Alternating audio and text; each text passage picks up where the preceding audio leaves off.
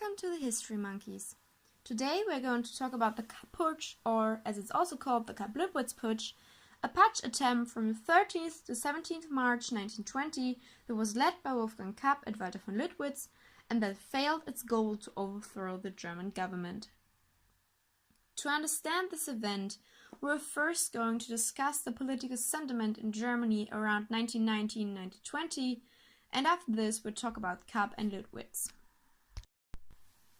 The nationwide attitude towards the new political system was really negative, and there were three major reasons for this.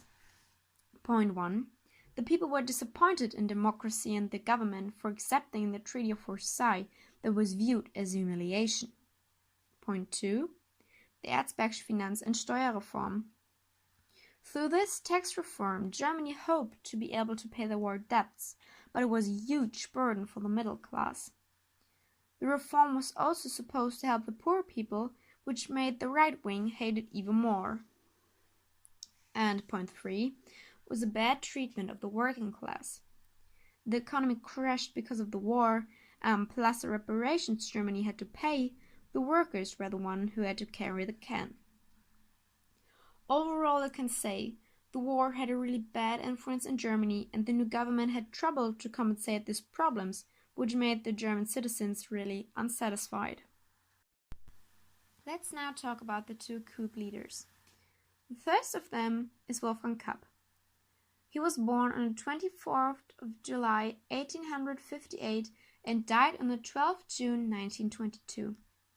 He was a Prussian civil servant and the delegate of the DNVP, one of Germany's rather right-winged parties. When he was younger, he was also a part of the Vaterlandspartei, also a right-wing organization, and later he became a part of the Nationale Vereinigung, a right-wing organization that was founded in 1909 by Waldemar Pabst and Erich von Ludendorff that was anti-republic. Kapp was also married to Margaret Rosenau, and they had 3 children. Walter Freiherr von Lüttwitz was born on the 2nd February 1859 and died on the 20th September 1942. He was a general of the infantry and fought in World War I for Germany. Just like Kapp, he was part of the Nationale Vereinigung, and he was twice married and had 2 children. We now know the historical background and the people that were important for this event. Let's now take a look at the preparation and the execution of the putsch. The Nationale Vereinigung thought about rebellion for quite some time now, but they did not decide yet to implement their plan into reality since they were still disagreeing about their exact aim. While Kapp just wanted to overthrow the government and establish a new, more federal constitution similar to the one from the Bismarck area, Lüttwitz wanted to keep his military strength.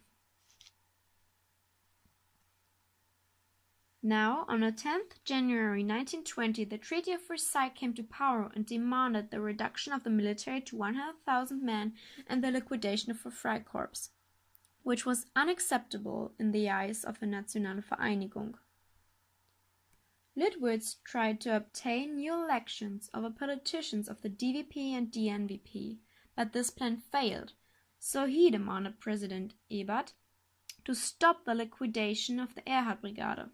But Ebert refused to do so and demanded Lüttwitz to vacate his office. This was the last straw for Lüttwitz, and he started the putsch very hasty. Now let's take a look at a timeline of what exactly happened. On the 12th March 1920, Lüttwitz marched with the Erhard Brigade from Döberitz to Berlin. Berlin got informed on the same evening, and there was even a newspaper article talking about the upcoming putsch. So Ebert convened a cabinet session on the same evening and asked the Reichswehr to fight against the putschists. But the minister of the Reichswehr, Hans von Seeckt, refused to do so and said, "Truppe schießt nicht auf Truppe," meaning, troop does not shoot at troop. This session was aborted shortly before Lüttwitz arrived in Berlin. Most parts of the government fled to Dresden, and only a few delegates stayed. At 7 a.m., Lüttwitz occupied the government district. While his troops were singing Hakenkreuz am Stahlhelm, schwarz-weiß-rotes Band, die Erhard-Brigade werden wir genannt. This song showed how aggressive the troops were. Shortly after this, Kapp was made the new president and the old government was declared as ousted. Around noon, the SPD politician Otto Wels proclaimed the general strike as a counter-reaction to the putsch. While the KPD wanted to wait with this, and they later on changed their mind, the DNVP and DVP did not want the strike at all and were pro the putsch. In the time between the 14th and 16th March 1920, the old government continued to fly to Stuttgart since they were not safe in Dresden anymore. In Berlin, and pretty soon all over Germany, the repercussions of the general strike were dramatic. There were no buses nor trams or any other traffic, the water, electricity and gas supply failed, and there was no telephone nor newspapers. There were many demonstrations against the putsch, which led to bloody conflicts between citizens and soldiers and about 1,500 deaths. Also, after a few days, the people ran out of food. So the general strike highly weakened the putschists. Especially the striking authorities were a problem, since the putsch got no support by the bureaucracy. Meanwhile, in the west of Germany, the Ruhraufstand came to life. Left-winged groups tried to make another rebellion out of the general strike and formed the Rote Ruhrarmee that was fighting for a dictatorship of the proletariat. On the 16th March, the new government ran out of money to pay the troops that had just got a pay rise. And the banks would not give them any money, even under the threat of gun violence. So the new government was really weak, and on the 17th March it was about to fold. So Kapp fled to Sweden and made Lüttwitz the military dictator. But after negotiations, he resigned. So the putsch finally collapsed. And on the evening of the 17th March 1920, Lüttwitz left the Reichskanzlei. His troops followed him on the 18th of March and pulled back, and there were even more bloody conflicts. But after a few days, everything went back to normal. Let's now take a look at the results and consequences of the putsch. The two biggest consequences for Germany were 1. The ongoing counter-revolution in the West, which was an open revolt against the Republic, but the Ruhraufstand was quelled by the Reichswehr and Freikorps, and you heard right.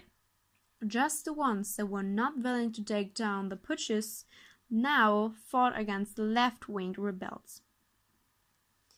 And the other consequence was the federal election of 1920, in which the pro-republic parties lost their outright majority. As you can see here, the pro-republic parties like the Zentrum, DDP and SPD all lost a lot of votes, while anti-republic parties like the DVP and DNVP won about 14% of voters, which made the republic even more unstable. As for the consequences for the putschists, they were more lenient, since both the insurgents and the left-wing rebels got amnesty, meaning that the government decided that there was no punishment. Only the coup leaders were arraigned, but Kapp died before his verdict, and Lüttwitz first came back to Germany after he also became amnesty. So let's summarize all this. The Kapp Putsch was a putsch attempt from 13th to 17th March 1920 that was caused by the negative political sentiment at that time in combination with the Treaty of Versailles. Troops of the Erhard Brigade arrived in the morning of the 30th of March and occupied the government district. The general strike was proclaimed and there were many bloody conflicts. On the 17th of March, the new government collapsed because of the strike, their discord about the goals, and the precipitous acting. The insurgents became amnesty or fled Germany.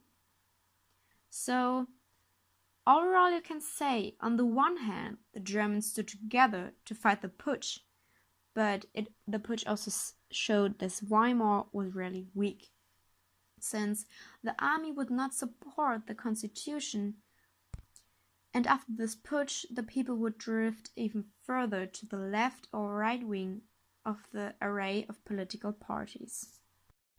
This was about it for today. I hope you learned something, and thanks for listening.